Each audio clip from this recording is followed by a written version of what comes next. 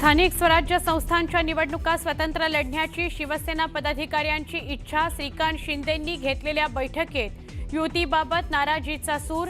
ठाण्यात स्वबळावर लढण्याची तयारी सुरू, सूत्रांची माहिती।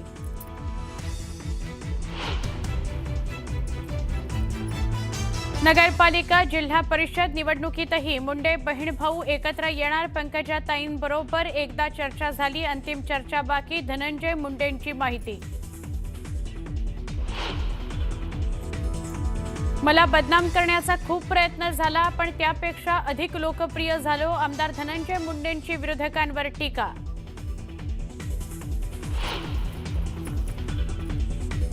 तर आत्महत्या करण्यापेक्षा आमदाराला कापून टाका। शेतकरी परिषदेत बच्चू कडूंचा वादग्रस्त विधान। आमदाराच्या घरासमोर लघुशंका करण्याचं विधान केल्यानं नवा वाद।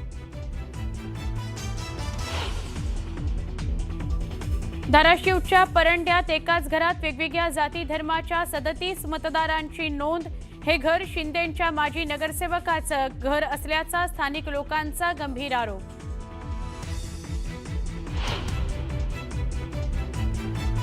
जतमधील राजाराम बापू पाटील साखर कारखान्याचा यंदा धुराट पेटू देणार नाही। गोपीचंद पडळकरांचा जयंत पाटलांना इशारा। कारखाना ढापण्यात आल्याचा पडळकरांचा दावा।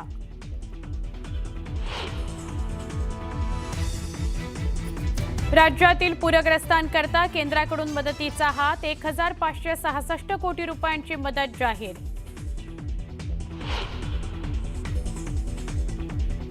नागपूरमधील कचऱ्याच्या प्रश्नावरून महापालिकेत काँग्रेसचं आंदोलन। आज आयुक्तांनी निर्णय न घेतल्यास आयुक्तांच्या घरात कचरा टाकू। आमदार विकास ठाकरेंचा इशारा।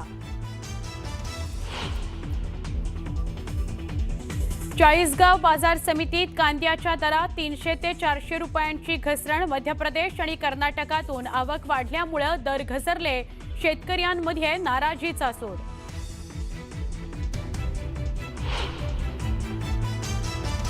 पंतप्रधान नरेंद्र मोदींची नौदलाच्या जवानांसोबत दिवाळी। गोव्यात INS विक्रांतवर जवानांना मार्गदर्शन करत दिल्या शुभेच्छा।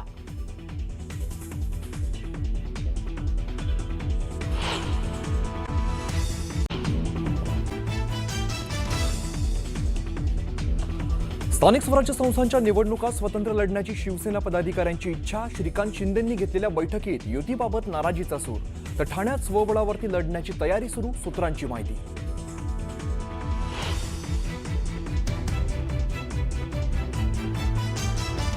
नगरपालिका जिल्हा परिषद निवडणुकीत ही मुंडे बहीण भाऊ एकत्र येणार। पंकजाताईंबरोबर एकदा चर्चा झाली, अंतिम चर्चा बाकी। धनंजय मुंडेंची माहिती।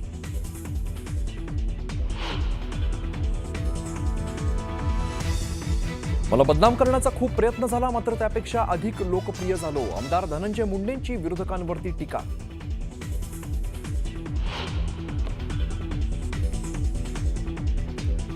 आत्महत्या करण्यापेक्षा आमदाराला कापून टाका। शेतकरी परिषदेत बच्चू कडूंचा वादग्रस्त विधान। तर आमदाराच्या घरासमोर लघुशंका करण्याचं विधान केल्याने नवा वाद।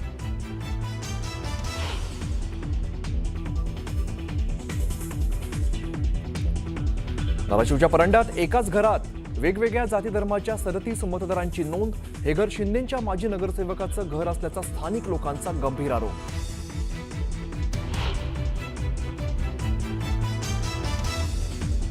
जतमधील राजाराम बापू पाटील साखर कारखान्याचा यंदा धुराडं पेटू देणार नाही। गोपीचंद पडळकरांचा जयंत पाटलांना इशारा। कारखाना ढापण्यात आल्याचा पडळकरांचा दावा।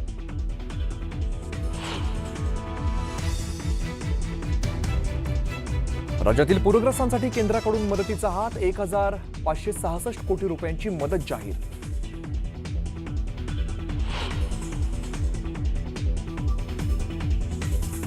चाळीसगाव बाजार समितीत कांद्याच्या दरात 300 ते 400 रुपयांची घसरण। मध्य प्रदेश आणि कर्नाटकातून आवक वाढल्यामुळे दर घसरले।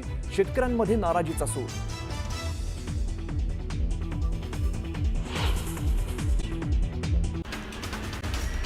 शनिवार वाड्यामध्ये प्रार्थना करतानाचा व्हिडिओ व्हायरल झाल्यानंतर विश्रामबाग पोलीस ठाण्यामध्ये गुन्हा दाखल करण्यात आलाय। या प्रकरणी संबंधितांवर गुन्हा दाखल करण्याची मागणी करण्यात आली होती। हिंदू संघटनांच्या आंदोलनानंतर पोलिसांनी शनिवार वाड्यावर पोलीस बंदोबस्त वाढवलाय. कबरीबाहेरही पोलिसांना तैनात करण्यात आलाय. कुठलाही अनुचित प्रकार घडू नये यासाठी प्रशासनाकडून काळजी घेतली जाते. 3.5 शक्तिपीठांपैकी आद्यपीठ असलेल्या सप्तशृंगी देवीच्या दर्शनासाठी जाणाऱ्या भाविकांसाठी आता खुशखबर आहे. 22 ऑक्टोबरपासून 6 नोव्हेंबरपर्यंत सप्तशृंगी देवीचं मंदिर भाविकांना दर्शनासाठी रात्री 12 वाजेपर्यंत खुलं राहणार आहे. भाविकांची होणारी गर्दी लक्षात घेता मंदिर प्रशासनाने हा निर्णय घेतलाय. दिवाळीनिमित्त सुट्टी असल्याने छत्रपती संभाजीनगरच्या घाटी रुग्णालय आणि जिल्हा रुग्णालयातील ओपीडी 21 आणि 23 ऑक्टोबर रोजी बंद राहणार आहे.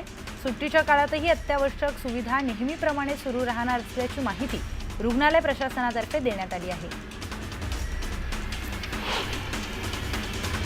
नुकसानग्रस्तांना मदत देण्यासाठी कन्नड तहसील कार्यालयासमोर 10 ऑक्टोबरपासून एका व्यक्तीनं उपोषण सुरू केलं होतं. हे बेमुदत उपोषण 9व्या दिवशी पालकमंत्री संजय शिरसाट यांच्या घरी जाऊन मागे घेतल्याचा अजब प्रकार समोर आलाय. मावळ तालुक्यात अनेक पिढ्यांपासून झाडू बनवण्याचा पारंपरिक व्यवसाय यंदा अडचणीत आलाय. कौकाडी पोटजातीचे नागरिक झाडू बनवून आपला उदरनिर्वाह करतात. मात्र पावसाळ्यामुळे हा व्यवसायही ठप्प झालाय. त्यातही शासनाकडून मदत न मिळाल्यानं कौकाडी समाजाचे हाल होतात. यंदा अतिवृष्टीमुळे जळगावच्या एरंडोल तालुक्यातील कपाशीचं पीक धोक्यात आलंय. दिवाळी आली तरी सुद्धा CCI कापूस खरेदी केंद्र अजूनही सुरू झालं नाही. ते त्वरित सुरू करण्यात यावं अशी मागणी शेतकऱ्यांकडून करण्यात येते. मध्य प्रदेश आणि कर्नाटकातून आवक वाढल्यामुळे कांद्याचे दर 300 ते 400 रुपयांनी घसरलेत. चाळीसगाव बाजार समितीमध्ये कांद्याचे दर सध्या 700 ते 900 रुपये प्रति क्विंटल इतके आहेत. नोव्हेंबरमध्ये नव्या कांद्याची बाजारामध्ये मोठी आवक अपेक्षित असल्यानं दरामध्ये आणखी घसरण होऊ शकते. ऐन दिवाळीमध्ये दर घसरल्यामुळे शेतकऱ्यांमध्ये नाराजी आहे. पुण्यातील अप्पर इंदिरानगरमध्ये 17 वर्षीय मुलावर भर दिवसा जीवघेणा हल्ला करण्यात आलाय. 3 अल्पवयीन मुलांनी हल्ला केल्याची माहिती मिळते. दांडियामध्ये झालेल्या किरकोळ वादाचा राग मनात धरून ही मारहाण करण्यात आली आहे.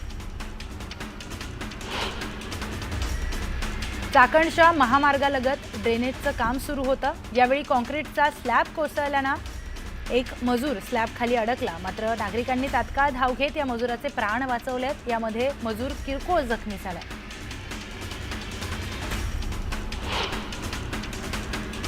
वादग्रस्त पोलीस अधिकारी रणजित कासलेला गुजरात पोलिसांनी लातूरमधून अटक केली आहे. गुजरात राज्यातील सुरत जिल्ह्यात झालेल्या चोरी आणि घरफोडी प्रकरणातील आरोपींना अटक केल्यानंतर त्या आरोपींना मदत केल्याचा आरोप रणजित कासलेंवर आहे. दिवाळीच्या आनंदाला सुखाची जालर लावणारी गुलाबी थंडी यंदा दिवाळीत दिसत नाही. मोसमी पाऊस माघारी गेल्यापासून राज्यामध्ये सर्वत्र उन्हाचा पारा वाढलाय. कोकणासह विदर्भातही तापमानाचा पारा 35 अंशापार गेलाय. दरम्यान पुढील 2 ते 3 दिवस उन्हाचा ताप कायम असणार आहे असा अंदाज हवामान विभागाने व्यक्त केलाय. ऐन दिवाळीत दिल्लीतील हवेची गुणवत्ता खालावली आहे. वाढती प्रदूषण पातळी पाहता राज्यात ग्रॅप 2 लागू करण्यात आलाय, ज्यामध्ये अनेक निर्बंध लादले गेले आहेत. रविवारी दिल्लीतील सरासरी प्रदूषण पातळी 296 नोंदवली गेली आहे. प्रकाशाचा सण अशी ओळख असलेल्या दिवाळीतही मुंबईसह संपूर्ण राज्याच्या विजेच्या मागणीत मोठी घसरण झाल्याचं समोर आलंय. सलग सुट्ट्यांमुळे मुंबईच्या विजेच्या मागणीत तब्बल 800 ते 1000 मेगावॅटची तर राज्यामध्ये 2 ते 2500 मेगावॅटच्या घट झाली आहे. दरवर्षीप्रमाणे यंदाही कोकण रेल्वेवर पावसाळी वेळापत्रक लागू करण्यात आलं होतं. मात्र यावर्षी ते 15 दिवसांनी कमी करण्यात आलं असून आज समाप्त होणार आहे. त्यामुळे 21 ऑक्टोबरपासून नियमित रेल्वे फेऱ्या या सुरू होतील. दिवाळीच्या पार्श्वभूमीवर कोकणामध्ये जाणाऱ्या प्रवाशांचा प्रवास अधिक सुखकर आणि वेगवान होणार असल्याची माहिती रेल्वे प्रशासनाकडून मिळाली आहे. मेट्रो 2B पहिल्या टप्प्याच्या रूपात सरकार नागरिकांना आणखी एक भेट देण्यास सज्ज आहे. मेट्रो 3 कॉरिडॉर नंतर मुंबई महानगर प्रदेश विकास प्राधिकरणाने मेट्रो 2B पहिल्या टप्प्यावर सेवा कर सुरू करण्याची तयारी सुरू केली आहे. MMRDAच्या मते मंडाळा ते डायमंड गार्डन रोडपर्यंत मेट्रो 2B सेवा सुरू करण्यासाठी CMRS कडून हिरवा कंदील मिळाला.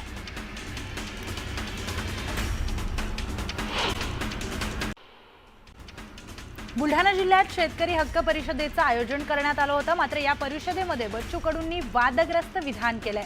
शेतकऱ्यांनी आत्महत्या करण्यापेक्षा एखाद्या आमदाराला कापून काढावं, आमदाराच्या घरासमोर जाऊन बसा, अंगावर कपडे ठेवू नका, अशा त्यांच्या वादग्रस्त वक्तव्यामुळे वाद निर्माण होण्याची शक्यता वर्तवण्यात येते.